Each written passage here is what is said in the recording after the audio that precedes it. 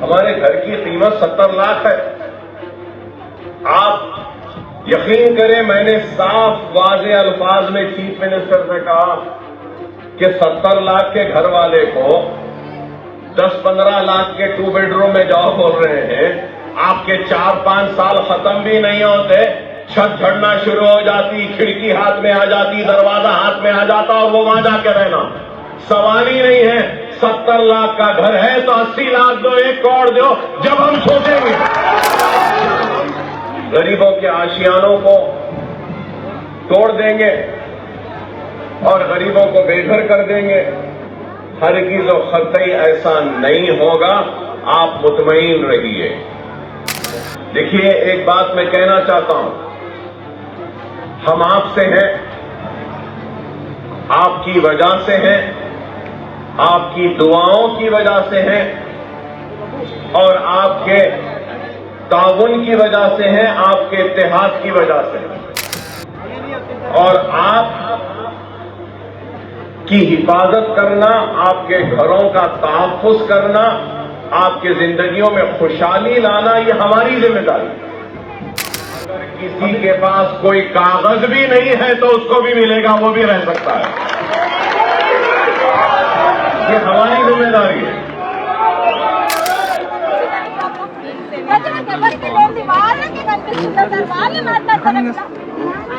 ఎవరైనా మాట్లాడితే ఏమంటున్నారు?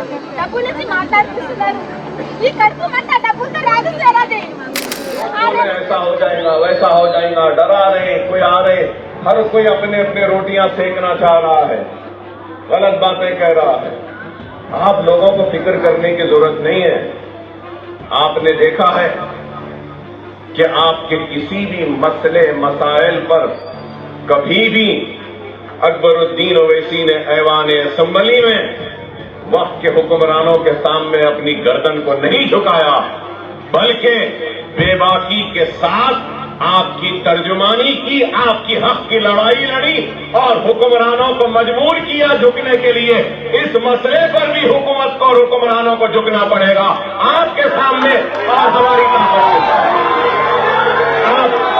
हैदराबाद संसदीय क्षेत्र में मूसी नदी सर्वेक्षण के बाद बड़ी संख्या में गरीबों के घरों को चिन्हित किया गया था। ये कहा गया था कि मूसी नदी के सुंदरीकरण के कार्यों के बीच जो घर आ रहे हैं उसे तोड़ दिया जाएगा। इसके बाद राजनीति भी गरमाई थी, लेकिन एआईएमआईएम पार्टी शुरुआती समय से ही जनता के साथ जुटी रही, ठहरी रही और बार बार सरकार पर यही दबाव बना रही थी कि जनता हमारे लिए सर्वोपरि है, किसी एक व्यक्ति के घर को भी धक्का नहीं लगना चाहिए। एवं इस संदर्भ में एआईएमआईएम के राष्ट्रीय अध्यक्ष असदुद्दीन अवैसी के नेतृत्व में एआईएमआईएम के विधायकों के प्रतिनिधि मंडल ने आला अधिकारियों के साथ अनगिनत बार बैठकें की और मूसी नदी सर्वेक्षण पर कड़ी आपत्ति जताई। कहा कि गरीबों का नुकसान होगा तो एआईएमआईएम पार्टी बर्दाश्त नहीं करेंगे। असदुद्दीन अवैसी ने भी इस सर्वेक्षण की कड़ी आपत्ति जताई। अवैसी ने कहा, गरीबों का नुकसान नहीं होना चाहिए, हम विकास प्रगति के पक्ष में हैं, लेकिन गरीबों का नुकसान करते हुए विकास किया जाएगा तो हमें ऐसा विकास नहीं चाहिए। तो वहीं हैदराबाद संसदीय क्षेत्र के विधानसभा क्षेत्रों में मूसी नदी सर्वेक्षण पर केंद्र मंत्री किशन रेड्डी भी प्रवेश किए। जनता के बीच जाकर यही कहा कि भाजपा आपके साथ है, लेकिन पोल तो जब खुली, भाजपा के किसी भी प्रतिनिधि मंडल ने आला अधिकारियों से संदर्भ में बैठकें नहीं की। सिर्फ केंद्र मंत्री ही नहीं, भाजपा के नेता भी हैदराबाद संसदीय क्षेत्र के विधानसभा क्षेत्रों में प्रवेश किए। सभी ने जनता के साथ विश्वासघात किया, झूठ परोसा एवं तुष्टीकरण की राजनीति की, सस्ती लोकप्रियता हासिल की और फिर वक्तव्य दिए, एआईएमआईएम पर निशाना साधे फिर चले गए। लेकिन असदुद्दीन अवैसी ने किसी एक विशेष वर्ग के लिए आवाज नहीं उठाई। असदुद्दीन अवैसी ने मूसी नदी सर्वेक्षण पर कड़ी आपत्ति जताई। इन्होंने कहा, हिंदू हो या मुस्लिम, सिख हो या ईसाई, किसी भी वर्ग का व्यक्ति हो, घर को धक्का नहीं लगना चाहिए। इनके घरों की सुरक्षा हमारी जिम्मेदारी है। लेकिन आज एआईएमआईएम के फ्लोर लीडर अकबरुद्दीन अवैसी स्वयं बहादुरपुरा निर्वाचन क्षेत्र के किशनबाग क्षेत्र प्रवेश किए। अकबरुद्दीन अवैसी ने जिन क्षेत्रों में घरों को चिन्हित किया गया था वहां पर दौरा किया, वहां के क्षेत्रवासियों को विश्वास दिलाया, कहा कि एआईएमआईएम पार्टी जनता के साथ कभी विश्वासघात नहीं करती, जनता हमारे लिए सर्वोपरि है और ये गरीबों से जुड़ा मुद्दा है। इन्होंने कहा जनता जो चाहेंगी वही होगा।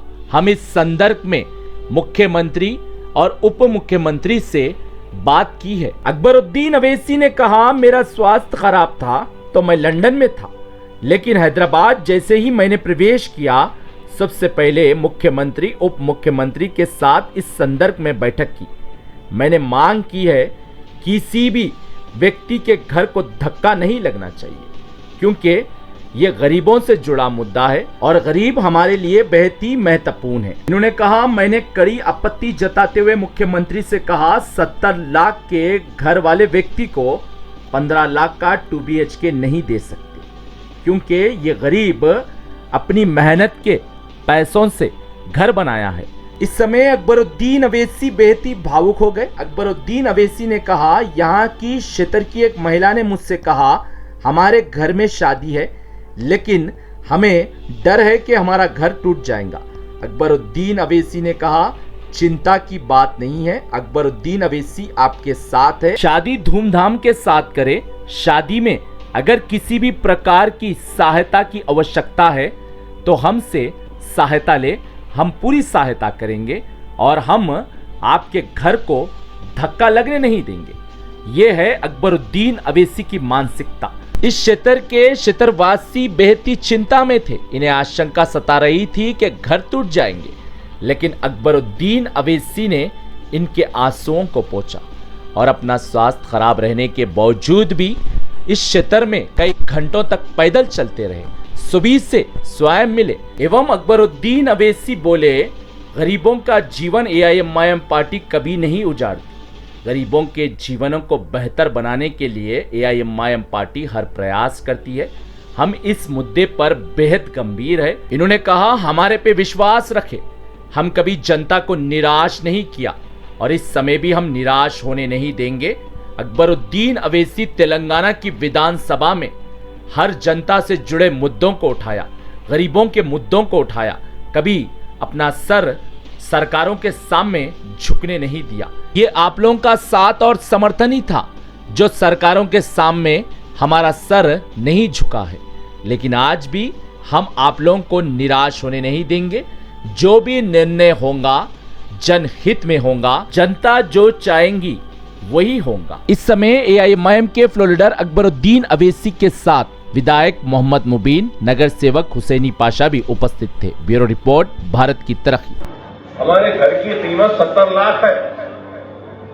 आप यकीन करें मैंने साफ वाज़े अल्फाज में चीफ मिनिस्टर से कहा कि 70 लाख के घर वाले को 10-15 लाख के 2 बेडरूम में जाओ बोल रहे हैं।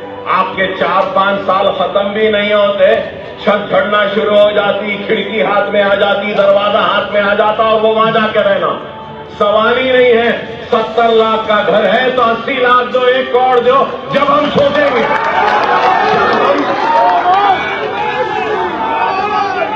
एक मिनट, जब हम सोचेंगे कहा, राजी नहीं हुए उससे भी।